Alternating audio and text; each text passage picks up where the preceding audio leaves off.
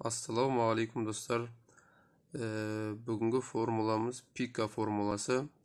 Бұл формуланы тіпті 11 жасының ұбт-сында да келіп жататын жағдайлар болады математика сауаттылықтан.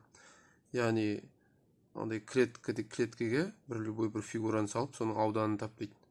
Міне осындай жағдайда пика формуласын қолдану болады. Әрине клетка берілсе ғана тек. Пика формуласы мынадай түрде берілген. Мына формуланы түсіндіріп өтейін. Енді S дегеніміз бәрімізге белгілі, ол аудан дегенді білдіреді. Енді мына жағын қазақша жазып қойдым. Мына деген әріп, яғни мына фигураның іші деген сөз, іші дегенді білдіреді. Ана Ш деген шекара дегенді білдіреді. Яғни мына линияның бойы, қабырғаларының бойы шекара. Енді бұл жақта біз любой оқушы санай бөледі деп есептеймін. Енді мысалы дегенді қалай түсінеміз? Дегенді мына фигураның ішіндегі мына клеткалардың бұрыштарын санау керек. Тек фигураның ішіне ғана кіретіндерді. Мысалға, 1, 2, 3, 4, 5. Мынаны нүктені алмаймыз, өйткені ол шекарада тұру үшін.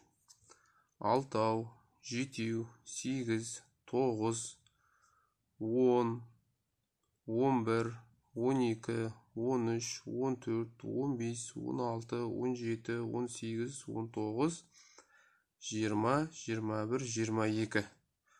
Мына фигураның ішіне тиісті нүктелер. Мына сыртқыларын алмаймын. Қай жерлер санайтын түсінікті деп ойлаймын. Яғни дегенім менде осы жағдайда қазір 22-ге тең болып тұр екен. Плюс.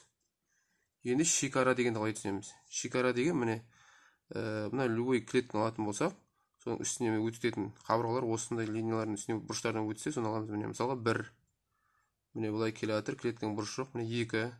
Міне клетка, міне соның бұрышынан өтіп тұр. Міне 2. Мынау да солай. Міне 3, 4, 5, 6. Мынаны санамайым. Міне 7, 8.